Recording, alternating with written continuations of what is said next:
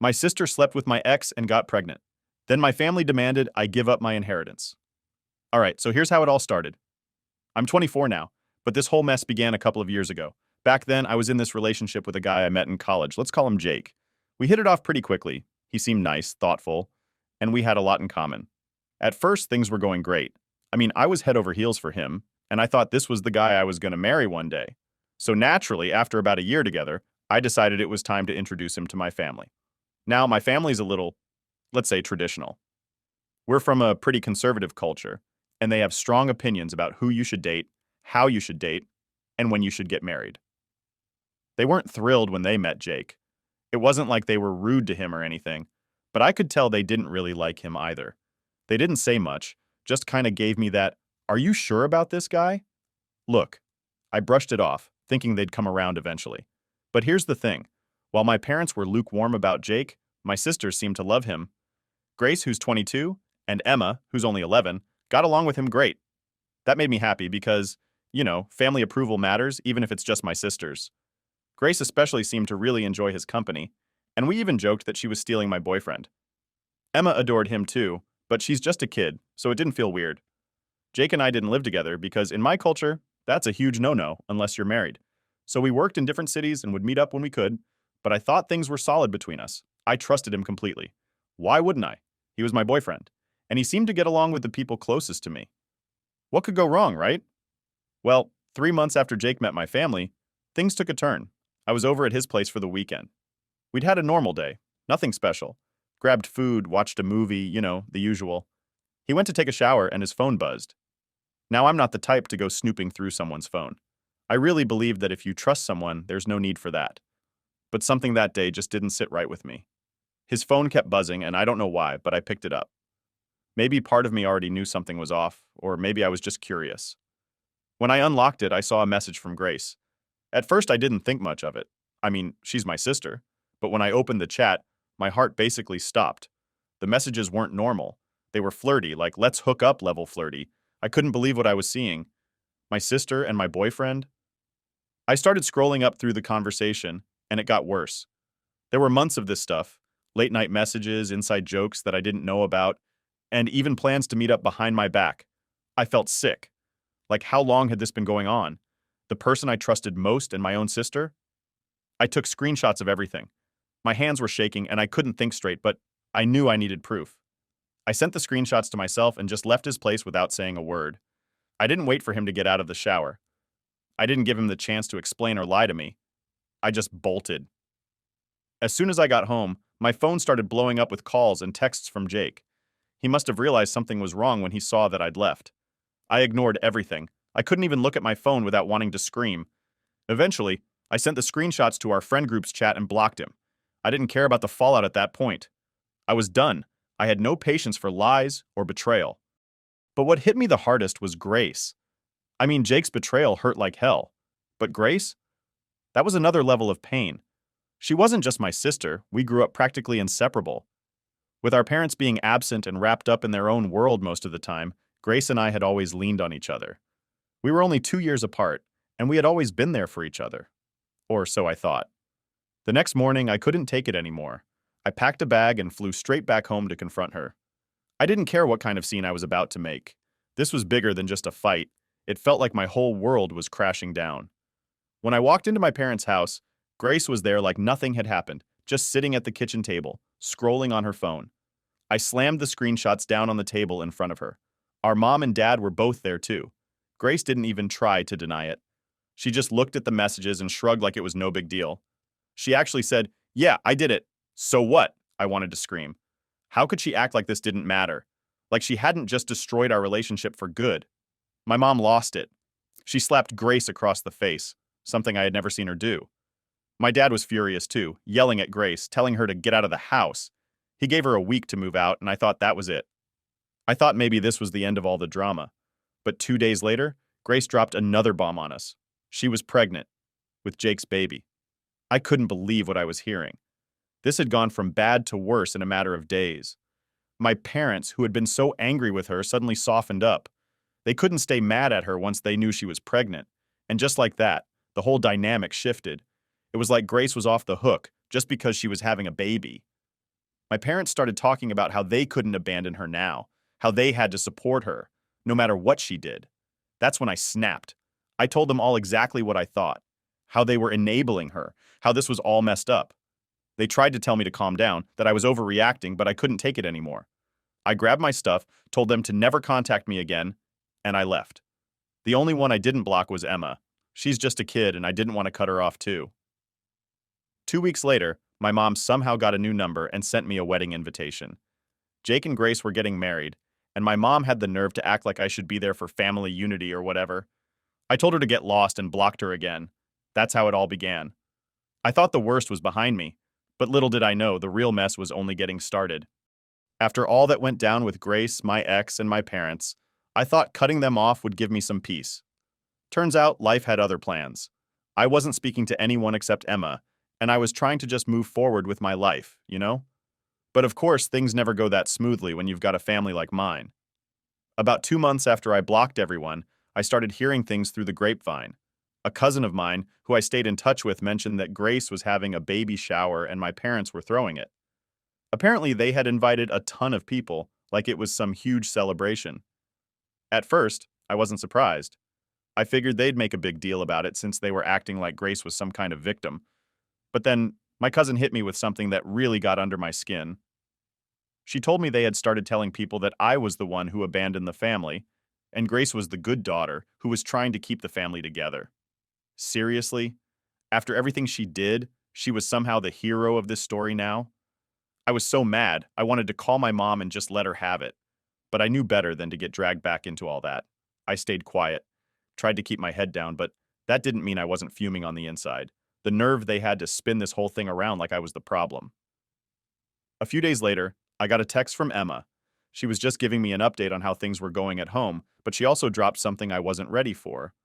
My mom had apparently been going around telling people that I needed to get married soon.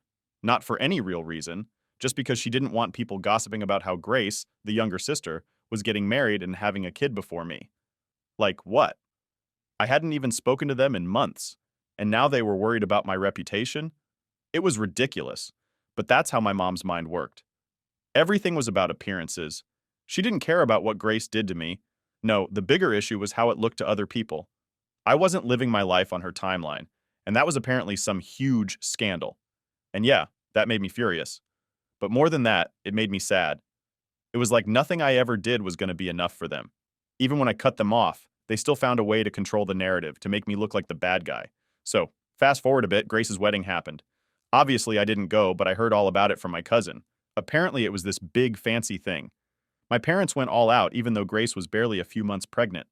They made sure to cover up the whole scandal by telling everyone they were just being responsible, getting married quickly so the baby wouldn't be born out of wedlock. My cousin told me my parents were telling everyone I didn't show up because of work commitments. Yeah, right. But you know what really hit me hard? It wasn't just that they were lying to cover up their own embarrassment. It was that they were still pretending everything was perfect. Like, they couldn't even admit that their family was falling apart. They couldn't just be real about what was happening. Instead, they had to put on this fake show for everyone else. I was done with them at this point, but hearing about all this still stung. It was like they were erasing me from the family narrative completely. Anyway, time passed and I tried to move on. I threw myself into work and focused on building a life for myself. For a while, things were quiet. I wasn't hearing much from my family, and I figured maybe they had finally just left me alone. But of course, that's not how it works in my family. One night, I got a call from Emma. It was late and I was about to go to bed, but something about the way the phone rang gave me a bad feeling. When I picked up, Emma was crying. She could barely get the words out, but eventually she told me that our dad had passed away. I was stunned. I mean, I didn't have the best relationship with him, but still, he was my dad. What really pissed me off, though, was that it was Emma who had to call me. My mom didn't even bother. I hadn't heard a word from her. Emma told me that our dad had been sick for a while, but they hadn't told me. My mom decided to keep it from me because she didn't want to stress me out. Can you believe that? My own father was sick, and they didn't think I had the right to know? The next morning, I booked a flight back home. I didn't care about all the drama anymore. I just wanted to be there for Emma. When I showed up at my parents' house, it was like walking into a battlefield. My mom and Grace were there, and the first thing they did when they saw me was start yelling. They accused me of only coming back for the money, like that was the only reason I'd want to be there. Grace was especially nasty, calling me selfish, saying I abandoned them when they needed me most. I didn't even get the chance to grieve. Everyone was so focused on the inheritance, on who was getting what, that they barely even talked about Dad. It was disgusting.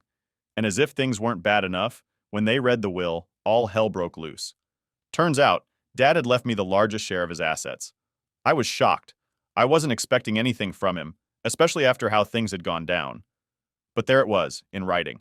I got 40%, Emma got 30%, Mom got 20%, and Grace, she got 10%. You'd think I'd feel relieved, right? Like finally, some justice. But honestly, it just made things worse. Grace and her husband lost it. They started demanding that I give up my share, saying I didn't deserve it, that Grace needed the money more because of her kid. They even threatened to take me to court over it. I knew they didn't have a legal leg to stand on, but the fact that they were willing to go that far just showed how greedy they were. It was all about money to them. They didn't care about family or what was right. They just wanted to get their hands on whatever they could. I told them I wasn't giving up anything. And that's when things got nasty. Grace's husband started making threats, saying I'd regret it if I didn't do what they wanted. I knew it was all just talk, but still, it was unsettling. I was already dealing with the loss of my dad, and now I had to put up with this crap on top of it. It was too much. After the will reading, I went back to my hotel to clear my head. I thought about everything that had happened, all the lies, the betrayal, the greed, and I realized something. I wasn't going to let them push me around anymore. I'd spent too long letting my family control my life, and it was time to stand up for myself.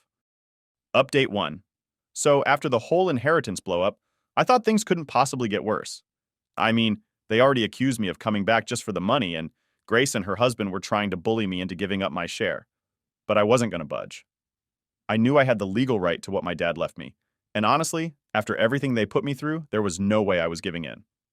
Anyway, a couple of days after the will reading, I got a message from my lawyer. We had a meeting scheduled to go over some more details about the estate, and honestly, I just wanted to get it over with. I was tired of all the drama and just wanted to settle everything so I could go back to my life. But when I got to the lawyer's office, he hit me with something I wasn't expecting. Turns out, my dad had written me a letter before he passed away.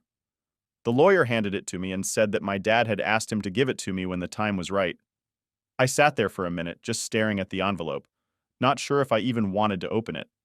I had so many mixed feelings about my dad, like, yeah, he left me the largest share in the will, but he also never really stood up for me when all the crap with Grace went down. I was angry with him, but at the same time I missed him. It's hard to explain. So I finally opened the letter. It wasn't long, just a couple of paragraphs, but what he said kind of hit me.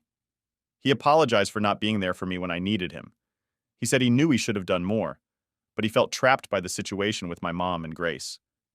He admitted he had regrets, especially about how things ended between us. Reading that, I didn't know whether to cry or be angry. Part of me felt a little bit of closure, but another part of me was just pissed that he didn't say any of this while he was alive. After reading the letter, the lawyer and I went over a few more things about the estate, but my mind was elsewhere. I couldn't stop thinking about how different things might have been if my dad had just spoken up sooner. If he had stood up for me instead of staying silent, maybe we wouldn't be in this mess right now. But it was too late for all that, and there was nothing I could do to change the past. On my way back to the hotel, I got a call from Emma. She was really upset because apparently Grace had been saying some pretty nasty things about me around town. She was telling people that I was trying to steal the inheritance and that I was turning the family against her. I wasn't surprised, honestly. Grace always knew how to play the victim and make herself look like the innocent one. But it still hurt to hear that she was spreading lies about me. When I got back to the hotel, I decided to take a break from all the drama and spend some time with Emma. I picked her up, and we went out for dinner. We talked about everything that had been happening, and I tried to reassure her that none of this was her fault. She was just caught in the middle of all this, and I hated that she had to deal with it. But the next day, things took another turn for the worse. I woke up to a bunch of missed calls and texts from unknown numbers. At first, I thought it was just spam, but then I started reading the messages. They were all threatening, calling me names, and accusing me of trying to tear the family apart. Someone even said they were going to make me pay if I didn't back down. I had no idea who was behind it, but I had a feeling Grace's husband was involved.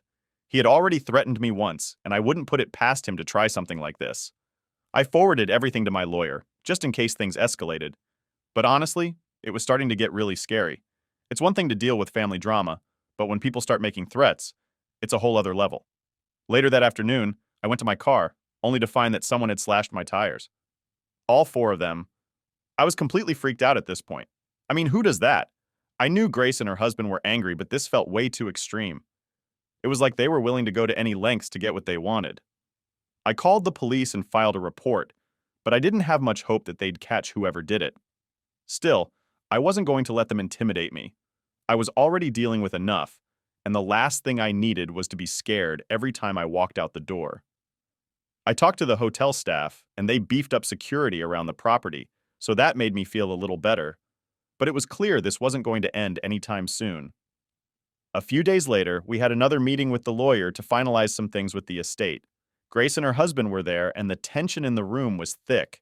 They barely said a word to me, but the glares they were giving me said enough. At the end of the meeting, Grace's husband pulled me aside and told me I was making a huge mistake by not giving up my share. He said I'd regret it and that this wasn't over. I didn't even bother responding. I just walked away. I wasn't going to let him scare me into doing something I didn't want to do. But deep down, I knew this wasn't the end of it. Grace and her husband weren't going to stop until they got what they wanted, and I had to be prepared for whatever came next. That night, I sat down and thought about everything that had happened since my dad passed. The lies, the threats, the vandalism. It was all so exhausting. I just wanted it to be over. I wanted to move on with my life and leave all this behind. But I knew that wasn't going to happen as long as Grace and her husband were around. Still, I wasn't going to give up. I'd been through too much to let them push me around now. They could make all the threats they wanted, but I wasn't backing down. This was my life, my inheritance, and I was going to fight for what was mine. And if they thought they could scare me into submission, they were in for a rude awakening. Update 2. Things didn't calm down after that last meeting with the lawyer. If anything, they got worse. Grace and her husband were getting more and more desperate, and honestly, it was starting to feel like I was in the middle of some bad movie. The threats kept coming, the nasty texts from random numbers didn't stop, and I was just mentally drained. One night, about a week after the tire slashing incident, I was heading back to the hotel after dinner with Emma. She had been staying over with me for a few days, which was honestly a relief. It was nice to have someone on my side in all this mess. We were walking through the lobby when I noticed this guy just standing there, watching us. At first I thought maybe he was just some random person waiting for someone, but when we passed by, he followed us. I tried not to freak out, but the whole situation had me on edge already. We got into the elevator, and as soon as the doors closed, I looked at Emma. "Did you see that guy?" I asked. She nodded, looking just as nervous as I felt. Yeah, he was staring at us. We got to our room, and I immediately called the front desk to report the guy. They said they'd check the cameras and send someone up to patrol the floor, but still, it didn't make me feel much better. This whole thing was getting way too close for comfort. I couldn't shake the feeling that Grace's husband was behind this somehow. I mean, who else would go to these lengths just to scare me? That night, I barely slept. Every little noise had me jumping out of bed, convinced someone was trying to break in or worse. It was like living in a nightmare, and all I could think about was how to make it stop.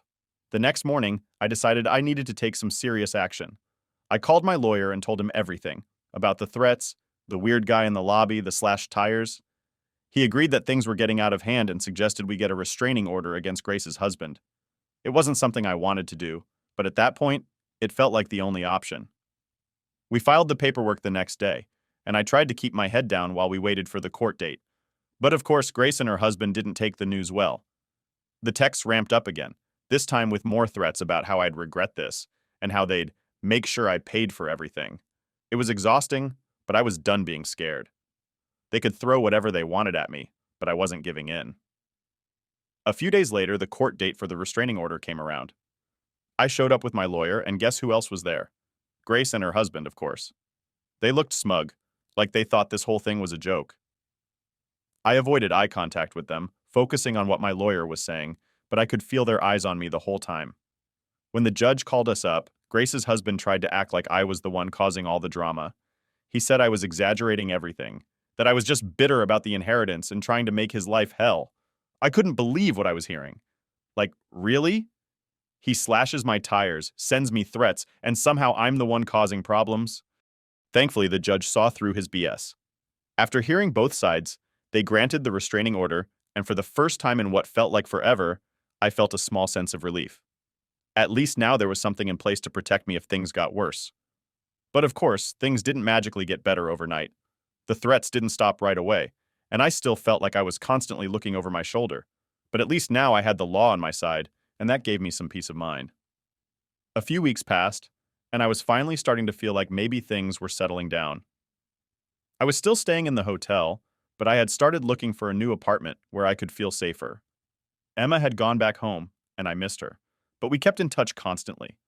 She was still dealing with the fallout from all the family drama, but at least she wasn't stuck in the middle of it as much as I was. Then, one morning, I woke up to a message from an unknown number. It wasn't a threat this time, though, it was a link. I hesitated for a second before clicking on it, and what I saw made my stomach drop. Someone had created a whole website dedicated to trashing me. I'm talking lies, half-truths, and just pure nastiness. They were painting me as this selfish, greedy person who was tearing the family apart. There were even photos of me from the funeral, looking cold and heartless, according to the captions. I couldn't believe what I was seeing. This was next-level crazy. I immediately called my lawyer and sent him the link. He told me to screenshot everything, which I did, and then we started the process of getting the website taken down. It was just another reminder that Grace and her husband weren't going to stop until they got what they wanted.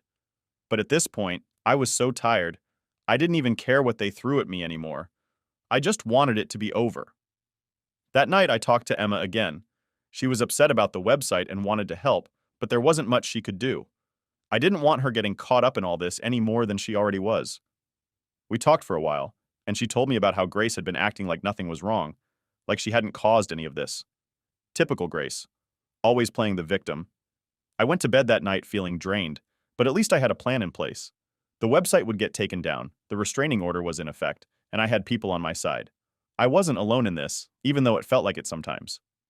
The next day, I woke up to an email from my lawyer saying the website had been taken down. Finally, some good news. It felt like a small victory in this endless battle, but I'd take what I could get. I knew Grace and her husband weren't going to give up easily, but at least now I had some control over the situation. As I sat in my hotel room that morning, sipping on my coffee and trying to wrap my head around everything that had happened, I realized something. I wasn't scared anymore. I was angry, yes, but the fear that had been hanging over me for weeks had started to fade. I wasn't going to let them control my life anymore. They could try all they wanted to drag me down, but I wasn't backing down. Not now. Not ever. Update 3. So here we are at the final stretch, and I thought maybe things were going to finally settle down after the court win. But nope, my family drama had other plans. I mean, I knew Grace and her husband weren't going to back off that easily, but even I couldn't have guessed how far they'd take it this time. It started about 2 weeks after the court hearing. I was starting to feel a little more relaxed, like I could finally breathe again without constantly looking over my shoulder. I was even thinking about moving out of the hotel and into an apartment, something more permanent. But then, something weird happened. One morning, I got a package delivered to my hotel. It didn't have a return address, which should have been my first clue that something was off. I opened it up, and inside was this old, beat-up notebook. At first, I thought it was just junk. Maybe some random person sent the wrong package or something. But then I opened it up, and that's when things got creepy. The entire notebook was filled with handwritten notes about me. I'm talking pages and pages of scribbled messages, all about my life, my family, and even things about my dad's will. Some of the notes were dates and times of where I'd been, who I'd been with, even places I'd gone with Emma. Someone had been keeping tabs on me, and it was all laid out right there in front of me. I felt a chill go down my spine. Who would send me this? Was it some sort of twisted intimidation tactic from Grace's husband? I mean, they'd already tried the threats, the vandalism, even the weird phone calls. But this was different. This felt way more personal, like someone was watching me, tracking my every move. I called my lawyer immediately and sent him photos of the notebook. He was just as freaked out as I was and told me to report it to the police, which I did. They took the notebook as evidence, but I wasn't holding my breath for anything to come of it. The police had their hands full with a million other things, and honestly, I didn't think they'd figure out who was behind this anytime soon. After that, I tried to keep a low profile, staying in my hotel room most of the time and only going out when I absolutely had to. Emma was still calling me regularly, and she was worried too. She had no idea who could be behind the notebook either, but she suspected Grace's husband, just like I did. Then, one evening, as I was heading back to my room after grabbing some food, I noticed something out of the corner of my eye. That same guy from the hotel lobby weeks ago, the one who had been watching Emma and me, was back. He was standing near the elevators, pretending to scroll through his phone, but he was definitely keeping an eye on me. I felt my heart start to race, but I played it cool. I walked right past him, pretending like I didn't notice anything, but I could feel his eyes on me the whole time. Once I got into my room, I locked the door and immediately called hotel security. They said they'd check the cameras and send someone up to do a sweep of the floor, but honestly, I didn't feel safe there anymore. I called Emma that night and told her everything. She was scared, which made me even more anxious. I hated that she was caught up in all this, that she had to deal with the fallout of Grace's mess. But I promised her I'd be careful, and we made a plan to meet up the next day so we could figure out what to do next. The following day, I met Emma at a cafe downtown, away from the hotel. We sat there for a couple of hours, talking about everything. She told me more about what had been going on with Grace at home, how she was acting like nothing was wrong, like she hadn't just tried to take me to court over the will. It was infuriating, but it didn't surprise me. Then Emma dropped something on me that I wasn't ready for. She said Grace's husband had been asking around about my whereabouts, trying to figure out where I was staying. That's when it hit me. The guy at the hotel, the notebook, all of it. They were keeping tabs on me, and they were probably planning something worse. I knew I couldn't stay at the hotel anymore. It wasn't safe, and if Grace's husband had people watching me, it was only a matter of time before things escalated. So, that night, I packed up my things and checked out of the hotel. I didn't tell anyone where I was going, not even Emma, just in case. I booked a room at a different hotel on the other side of town, hoping that would throw them off for a while. The next couple of days were quiet. I didn't hear anything from Grace or her husband, and the weird texts and calls seemed to have stopped. But I wasn't letting my guard down. I knew better than that by now. Then, out of nowhere, I got a call from my lawyer. He had some news that caught me completely off guard. Grace's husband had been arrested. Apparently, he'd been caught trying to break into my old hotel room. I didn't know what he was planning to do, but whatever it was, he got busted before he could follow through. I felt a mix of relief and anger. Relief that he was finally out of the picture, but anger that it had come to this. I mean, what kind of person goes that far just for some inheritance money? It was insane. The police told me they were investigating, and I'd probably have to go to court again to testify, but at least now I knew I was safe, at least for the time being. After that, things finally started to calm down. The police kept me updated on the case, and my lawyer was confident that Grace's husband wouldn't be able to pull anything like this again, not with the charges he was facing. I moved into a new apartment a few weeks later, somewhere Grace and her husband didn't know about. I kept in touch with Emma, of course, but I made sure she didn't tell anyone where I was living. I wasn't taking any chances. It's been a few months now, and while I'd like to say everything is back to normal, I don't think it ever will be. There's still a part of me that's always on edge, always looking over my shoulder, wondering if Grace or her husband will try something again. But for now, I'm just trying to move on with my life, to rebuild after everything they put me through. Looking back, I can't believe how far this all went. It started with Grace betraying me with my boyfriend, and somehow it escalated into threats, court battles, and restraining orders. But through it all, I've learned something important. I'm stronger than I ever thought I was. And no matter what, I'm never letting anyone take advantage of me again.